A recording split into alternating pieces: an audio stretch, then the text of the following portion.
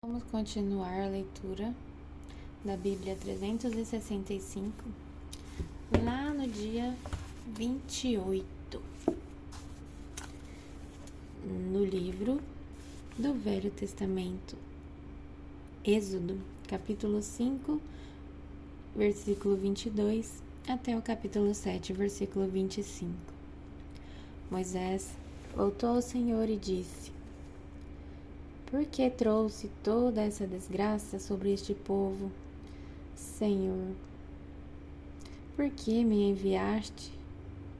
Desde que me apresentei ao Faraó como teu porta-voz, ele passou a tratar o povo com ainda mais crueldade, e tu não fizeste coisa alguma para libertá-lo.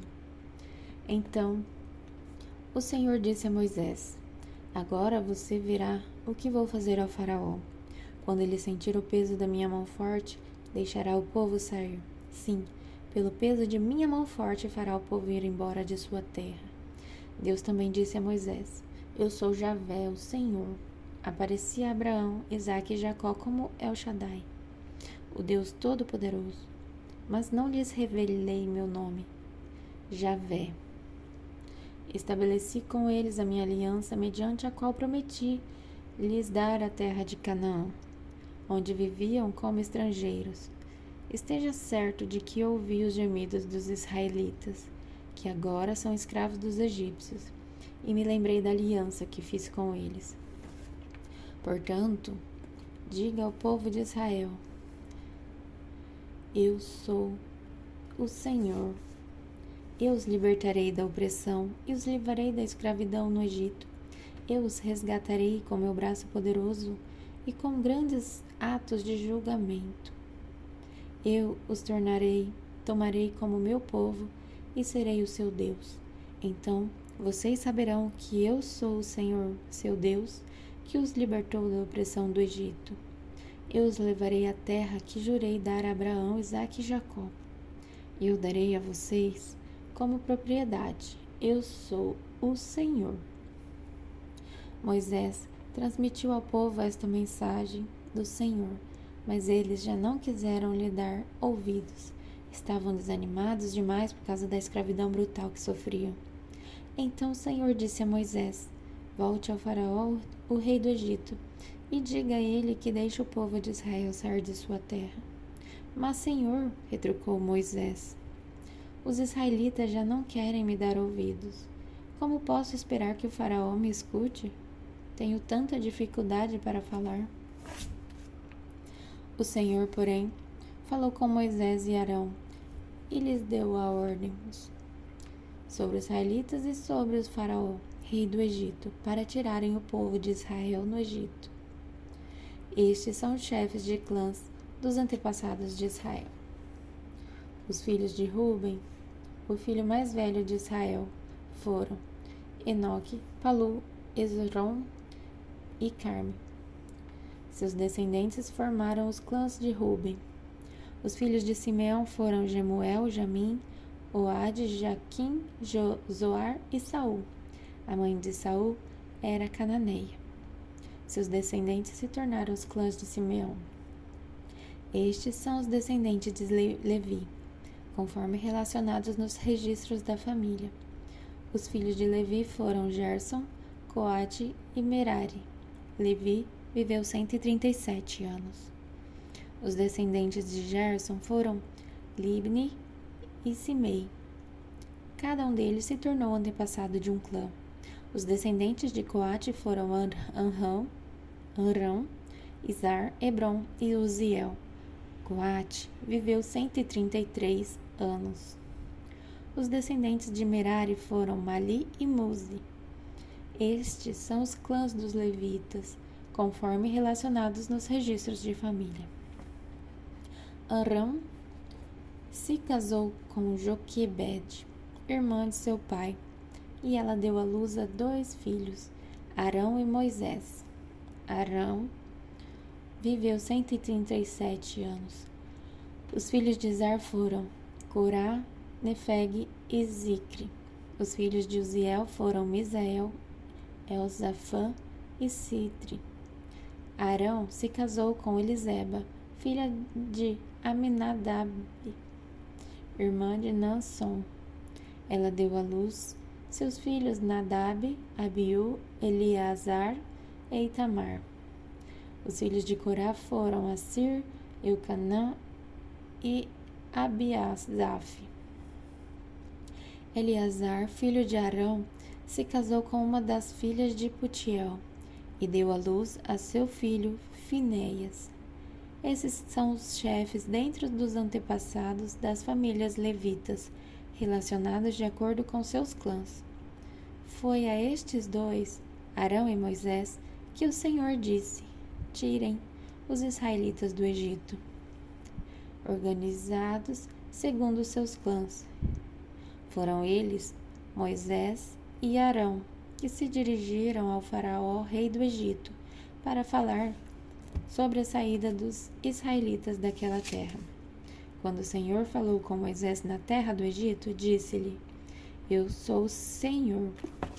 Transmita ao faraó, rei do Egito, tudo o que eu lhe disser. Contudo, Moisés questionou o Senhor e lhe disse: não posso fazer isso. Tenho tanta dificuldade para falar. Por que o faraó me daria ouvidos? Então o Senhor disse a Moisés: preste atenção ao que vou dizer. Eu farei parecer Deus para o faraó, e Arão, seu irmão, será seu profeta. Diga a Arão tudo o que eu lhe ordenar, e Arão mandará o faraó deixar o povo de Israel sair de sua terra. Contudo, endurecerei o coração do faraó e depois multiplicarei meus sinais e maravilhas na terra do Egito. Mesmo assim, o faraó se recusará a ouvi-lo, de modo que farei minha mão pesar sobre o Egito. Então resgatarei meus exércitos, meu povo os israelitas, da terra do Egito com grandes atos de julgamento.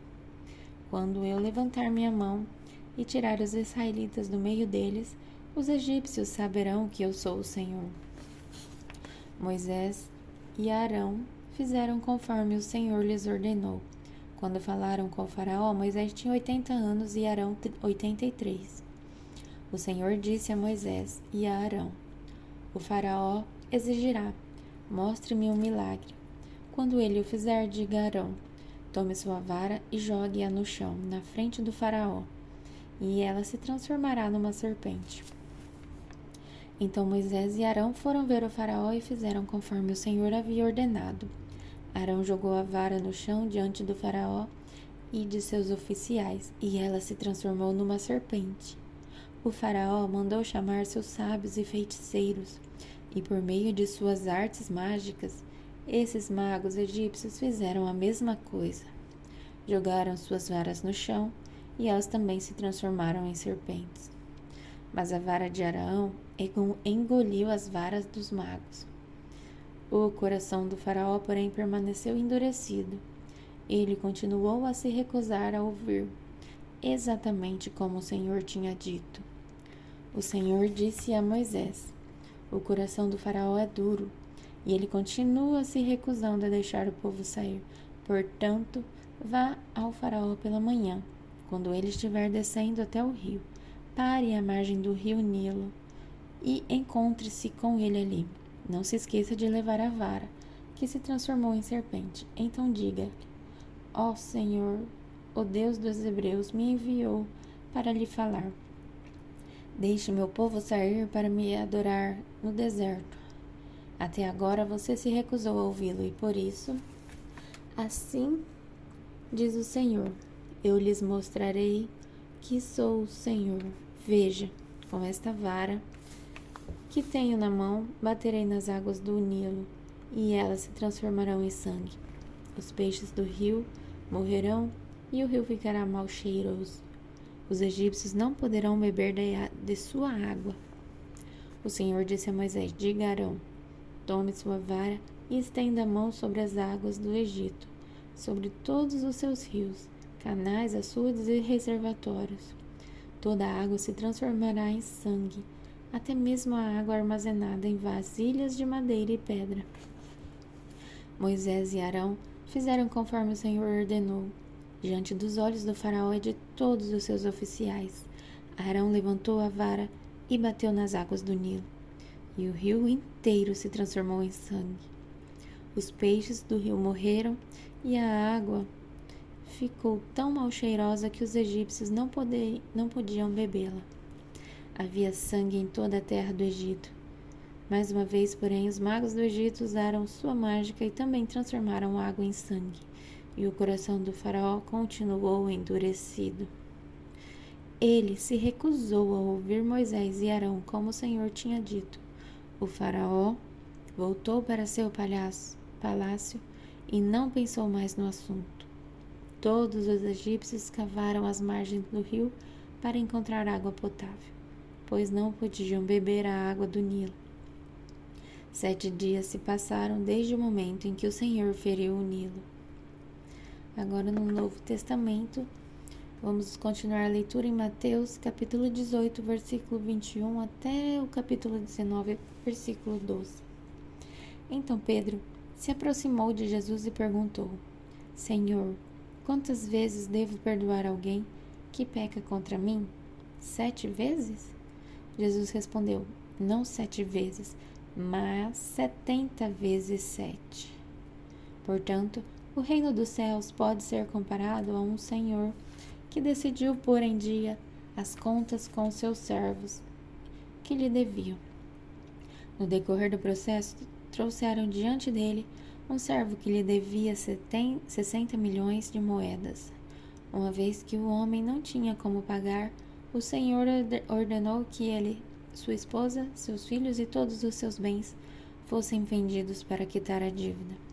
O homem se curvou diante do Senhor e suplicou: Por favor, tenha paciência comigo e eu pagarei tudo. O Senhor teve compaixão dele, soltou-o e perdoou-lhe a dívida.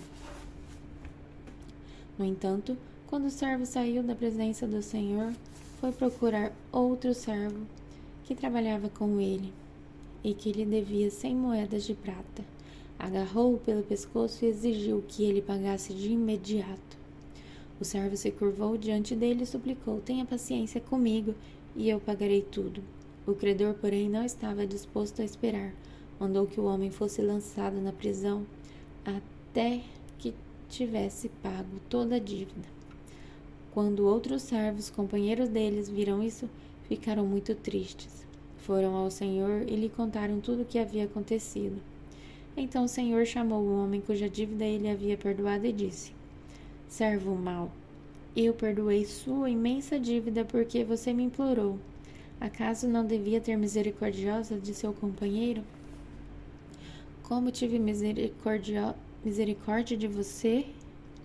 E irado, o Senhor mandou o homem à prisão para ser torturado até que lhe pagasse toda a dívida.